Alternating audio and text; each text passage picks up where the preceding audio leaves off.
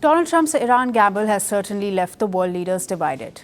But even back home, support for his decision remains fractured.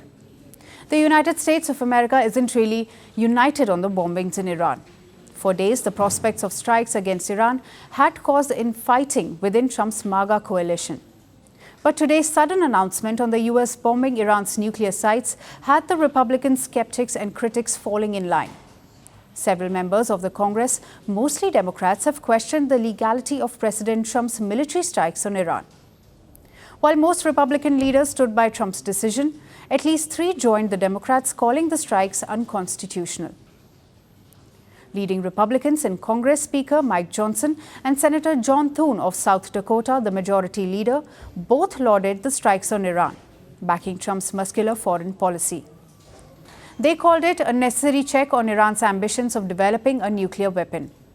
Reports say both the leaders were briefed before the strike was carried out. After the top 2 Republicans, others in Congress too lined up overwhelmingly behind President Donald Trump. Although little, but there was dissent among some Republicans too. Representative Thomas Massie, Republican of Kentucky, wrote on social media that the attack was not constitutional. He, along with Democrat Ro Khanna, was planning to introduce a measure that would force Trump to get congressional approval to enter the Israel-Iran war. Georgia Republican Representative Marjorie Greene posted on X saying every time America is on the verge of greatness, it gets involved in another war. She added, and I quote, "This is not our fight." She, in fact, even blamed Israel for bombing Iran first. Representative Davidson, an ex-Army Ranger, also raised questions about Trump's authorities. Meanwhile, the Democrats were given a cold shoulder by Donald Trump.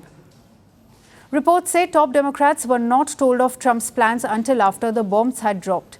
Senate Minority Leader Chuck Schumer and House Minority Leader Hakeem Jeffries reportedly received notifications shortly after the president's public announcement.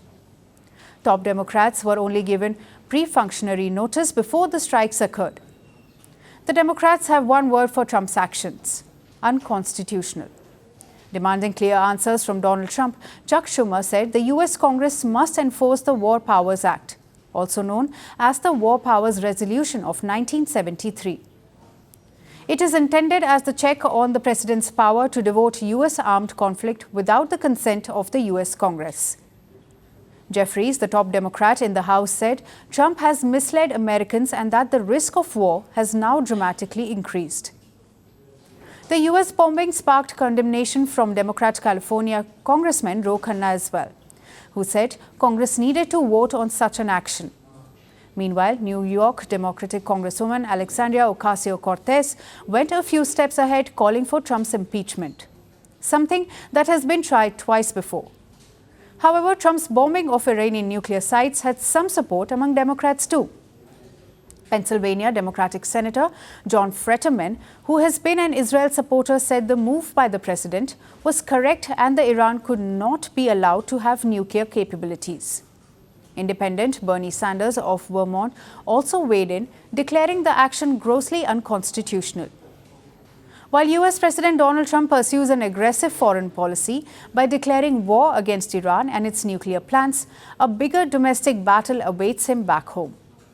Will Trump address the criticism, or will he be his usual nonchalant self?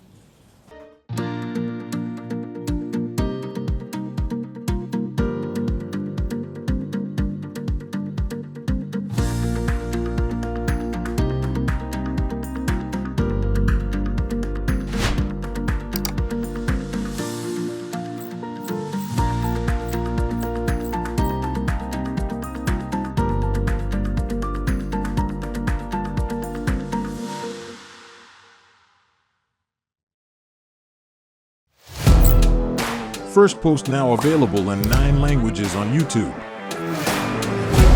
English, Stands at $36 trillion. French, Le FMI, comme German, Geschäftsführenden Direktor, Hindi, $30 trillion ka karjo. Indonesian, Pemerintah tanpa pemeriksaan. Italian, Sekali radikali. Japanese, 4 兆ドル以上も Portuguese, por causa do próprio balanço patrimonial. Spanish. Beautiful bill. Go to Settings, click on Audio Track and select the language of your choice. Be the first to know what's happening around you in your first language. Firstpost.